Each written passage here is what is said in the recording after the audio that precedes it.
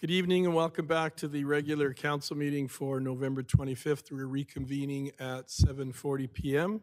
And I believe I'm going now to Councillor Brown. Thank you, Mayor. So to begin with, I would like to withdraw my initial motion because I'm going to read a revised motion. Do I need a vote on withdrawing a motion? Motion to withdraw my motion, my previous motion. Okay, thank you. Any discussion on that motion?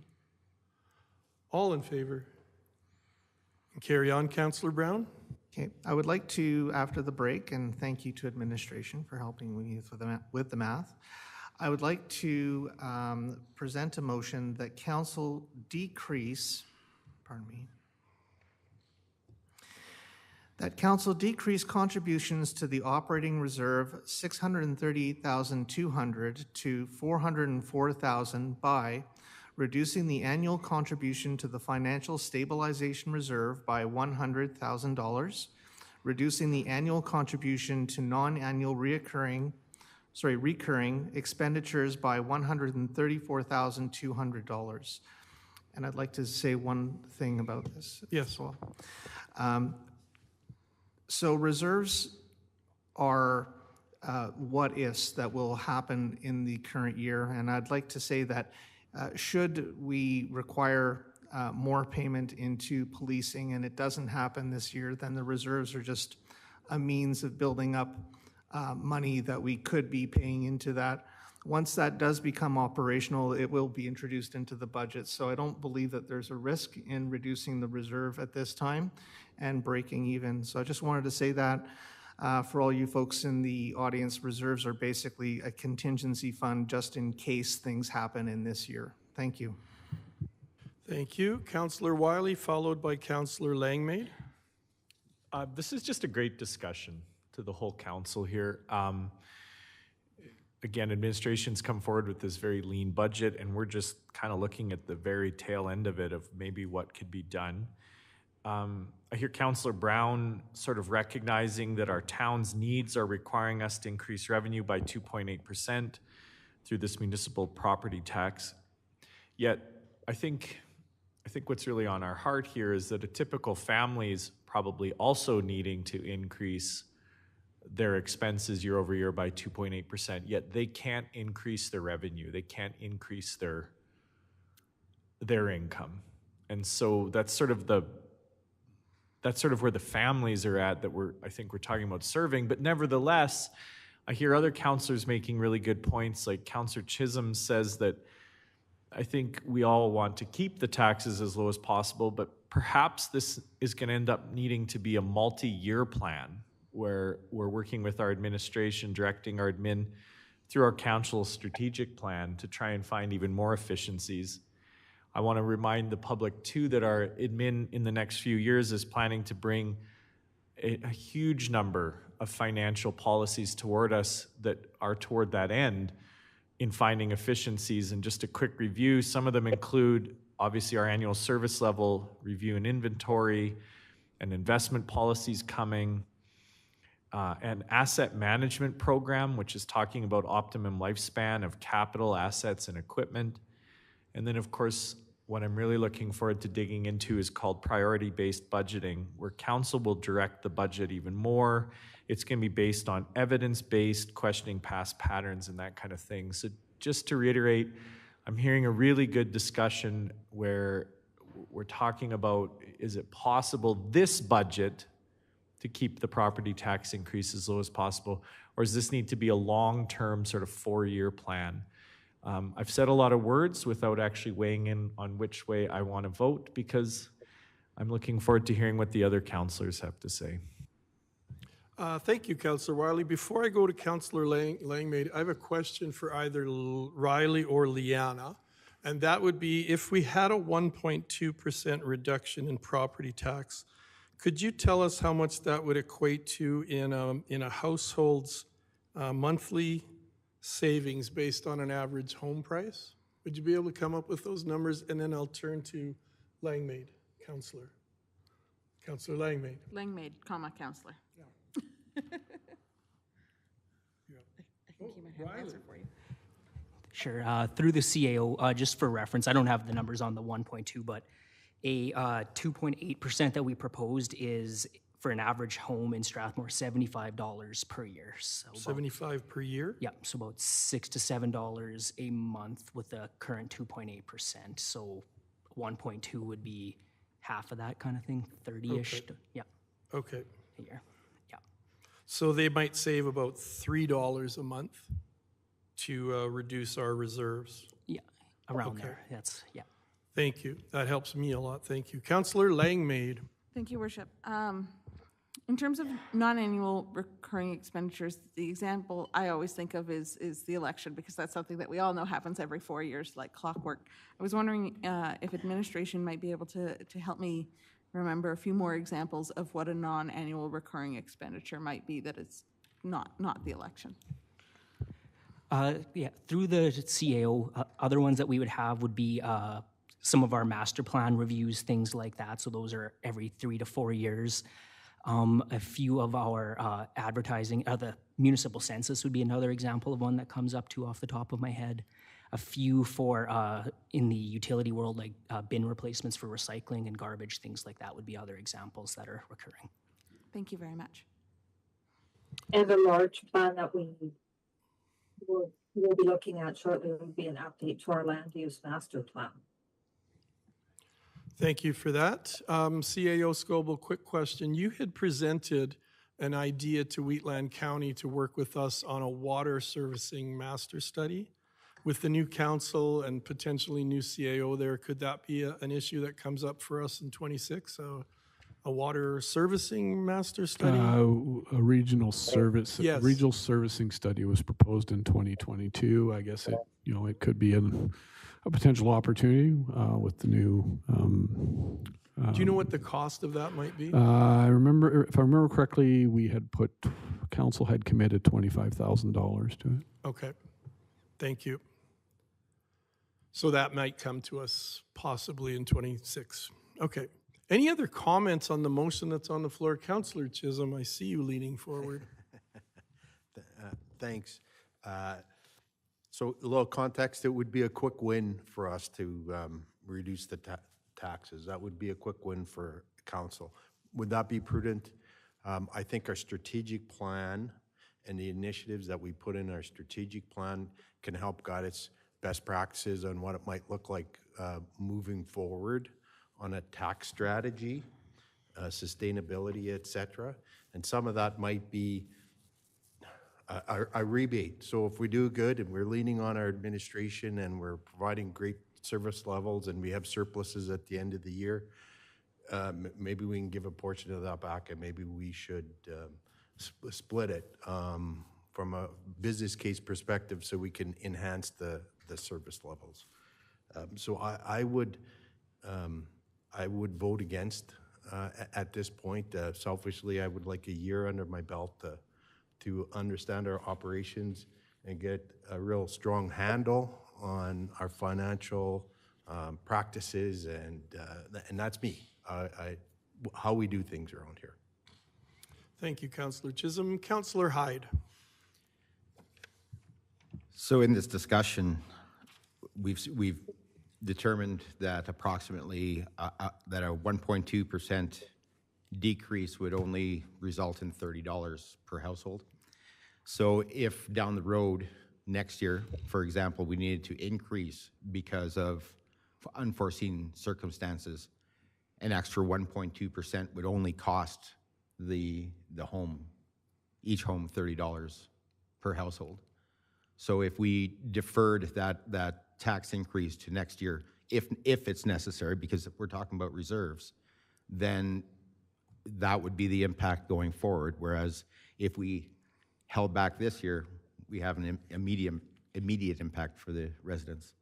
So I hope my talking made sense to everybody. But seeing I would be in support of this motion to decrease by 1.2%.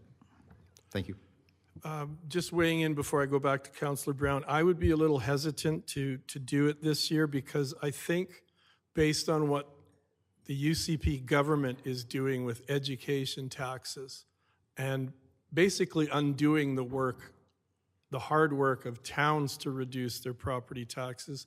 I think next year we're going to see another high provincial education tax levy. So I don't know if saving this year is going to help us as far as next year, because there's going to be an even bigger provincial government tax hit for education. So I'd be hesitant to do it. And again, with the very small amount to try to make sure that we have our reserves. We know that there could be a water service or a water study next year that could be $25,000 alone. So, and that's going to be something that helps us with decisions regarding the water line and the potential Wheatland County tie into it, which is a huge issue for us, for them. And yeah, we need to, I think we also need to keep a look at the big picture and what studies might need to be done next year too. Councillor Brown. Thank you. Excellent debate and excellent points of view from all of the council members. I do really respect all of your points. I do want to say that, you know, $75 is not a minuscule amount. It is it's a full tank of gas if you own a pickup truck. I mean, and you know, people are looking for relief. I know this from the campaign this year, and so I want to support this motion, but I also want to point out that that's $75 based on an average home evaluation or valuation of $550,000, if I believe that was the amount that was brought up. And so we do know that there are some homes in Strathmore that are going up in value. Assessments have gone up a fair amount. And so I believe that that $75 is not going to equate to $75. And any relief that I can provide the taxpayer at this time in a very tight environment is something I want to vote in favor, and I would ask you to do the same. Thank you for that. Is there any further discussion on the motion on the floor? Councillor Wiley. Yeah, I like Councillor Chisholm's point about a quick win versus a long-term win.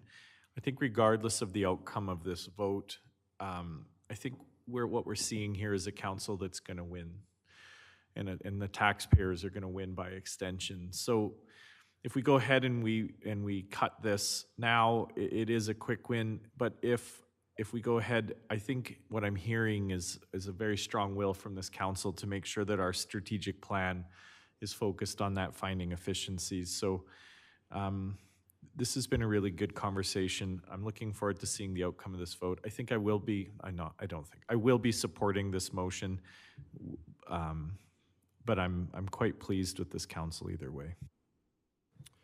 Thank you for that. So if there's no further discussion, I'll call the vote. All in favor? And opposed? And the motion is defeated. Quick question, are there further questions regarding operational, the operation reserves or anything? We were on capital and we shifted over to operations. Is there anything else in there that councillors want to discuss, or can we go back to the capital budget and potentially, I think Liana said she was done her presentation on the capital items. That is correct. Okay, so are there any further questions for Liana on capital, or I'll go to Councillor Langmaid? Sorry, not for Leanna, Your Worship, but if I could ask CAO Scoble, is there a preferred order? Should we look at finishing and working through the capital budget before we pass the, should we finish and pass the capital project before the operating budget, or should we do operating before capital? Is there a preferred order? And it might be in my skeleton minutes, and that might answer my question. I'm sorry. I think we have the operational budget first if Together. they are together, sorry. Can they, together. okay. So as I said the previous evening, when you're looking at the capital budget, like what we are funding out of reserves comes from the operating side, because the tax revenues come in, and a portion of that goes to cleaning the streets and heating the pool water, but a portion of that goes to your reserves as well, right? So if you approve the operating budget, you're in essence approving the capital transfers from the operating budget to the capital budget. So, we put it together as one motion here. You may just want to finish everything. Any questions or debate you want to have on operating and capital? Thank you for that clarification. Councillor Wiley, sorry, you're Deputy Mayor Wiley? Yeah, I'm sorry. that's all right. Deputy Mayor Wiley. Thanks. I'm actually ready for the motion. Is there any other before? So I have the motion, and then I do have a comment. So I move that council adopt the 2026 operating budget in the amount of $44,259,300 and the 2026 capital budget in the amount of $8,721,000. And if I may speak to that? Oh, sorry, there's a second half. And that council direct administration to cancel the regular council meeting scheduled for tomorrow, November 26th, 2025 at 6 p.m. in council chambers. Thank you. And now your comments? Yeah, so just first off, this is really important to emphasize. Council is not debating tonight anything to do with the 13% tax increase. It's simply not true that council is proposing a 13% tax increase. What needs to be understood by residents is that the property tax includes both your municipal property tax as well as the proportion that the province takes off of your property tax. So the province, we are predicting, is looking at increasing its education requisition, in other words, increasing its portion of your property tax by about 20%. Council, all this debate tonight has only been over council's portion of your property tax, which is where our admin is proposing roughly a 2.8% increase to your property tax. So if you combine what the province is likely going to increase taxes by with what we've been debating tonight, that's where you get the 13% tax increase. So I just want to repeat, we are not responsible for the 13% tax increase. The responsibility is 2.8%, and that's the debate you've been hearing tonight.